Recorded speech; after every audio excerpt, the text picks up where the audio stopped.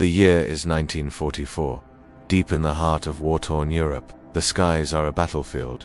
Below, the world holds its breath as massive armies clash on the ground.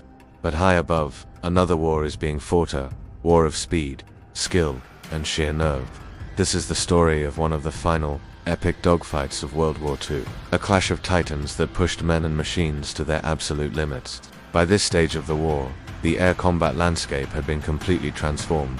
The early days of agile but lightly armed fighters were long gone. Now, the skies were dominated by technological marvels, piston-engine predators that were the pinnacle of aviation engineering. On one side, you had the Allied powerhouses, the American P-51 Mustang, with its legendary Merlin engine, capable of escorting bombers all the way to Berlin and back. Alongside it flew the rugged P-47 Thunderbolt, a beast of a plane that could absorb incredible punishment and dish out even more with its 850 caliber machine guns. And let's not forget the British Spitfire, constantly refined, its latest versions more deadly than ever. Facing them was the formidable German Luftwaffe, though stretched thin and fighting a defensive war on multiple fronts. Their pilots were often seasoned veterans, and their machines were engineering masterpieces.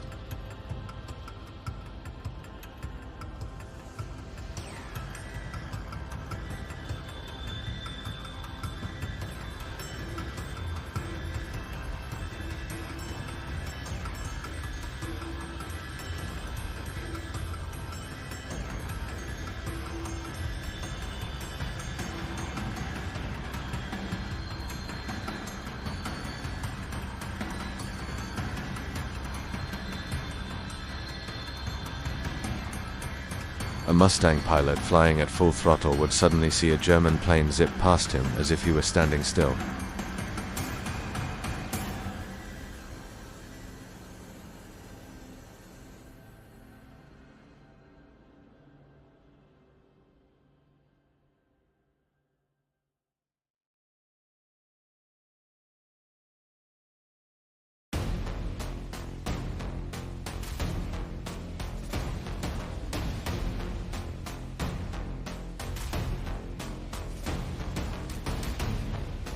Flying escort are dozens of P-51 Mustangs from the renowned 357th Fighter Group, their silver fuselages glinting in the weak sunlight. Their mission is simple, but deadly: protect the bombers at all costs. Among the Mustang pilots is Captain John "Lucky" Davis, a 24-year-old from Ohio on his second tour of duty. He's an ace with 7 confirmed kills, a cool-headed leader who has earned the trust of the younger pilots in his squadron. His wingman, Lieutenant Miller, is on only his 5th mission, his eyes constantly scanning the vast, empty sky, a mix of excitement and raw fear churning in his stomach. As they cross into enemy airspace, the radio crackles to life. Bandits, 12 o'clock high. Looks like a whole hornet's nest of them. The call sends a jolt of adrenaline through every pilot. High above the bomber stream, a swarm of Focke-Wulf 190s and Bf 109s is descending like birds of prey. The German strategy is clear: hit the escorts hard, break up their formation, and then feast on the vulnerable bombers below. Mustang leader to all flights, engage at will. Stick with your wingman and watch your 6. Let's go get him, boys. Captain Davis's voice is calm, authoritative. He banks his Mustang hard, climbing to meet the threat head-on.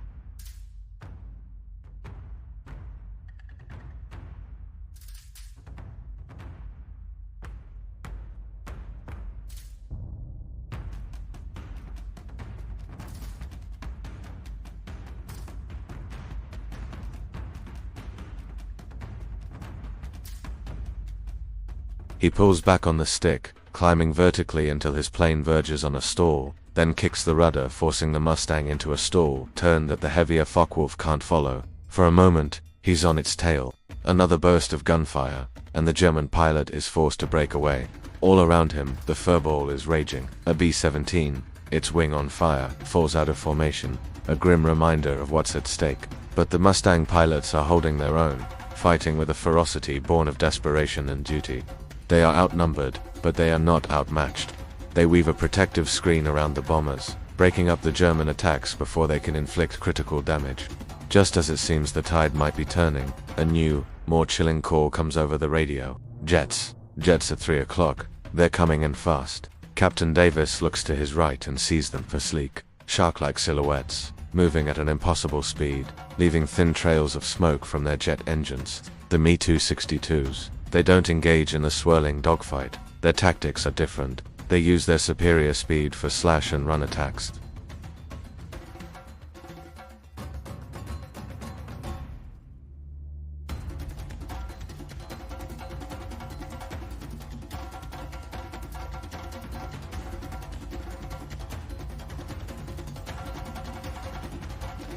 The rockets streak towards the B-17s, and one finds its mark. A massive explosion blossoms in the sky as a flying fortress disintegrates into a million pieces. The sight is horrifying, a brutal demonstration of the jet's power. They're untouchable. Frustration and anger boil within Davis. They've trained for years, perfected their skills in piston engine combat.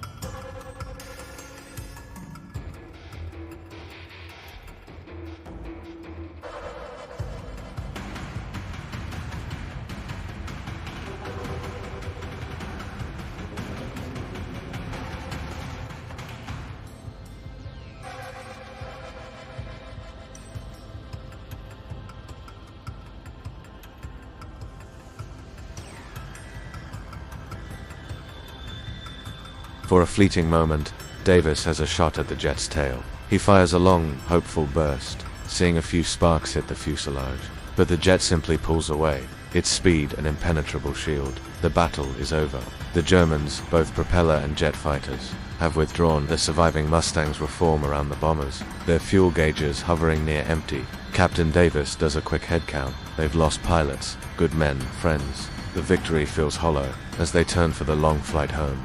The silence in the cockpit is heavy, broken only by the steady hum of the engine. They've survived, they've done their duty, but the image of the jet fighter and the exploding B-17 is seared into their minds. This dogfight in late 1944 was a microcosm of the Air War's final chapter. It was a clash between the very best of the propeller era and the dawn of the jet age. The courage and skill of pilots like our fictional Captain Davis allowed the Allies to maintain air superiority, but the Me-262 was a clear and potent warning of what was to come.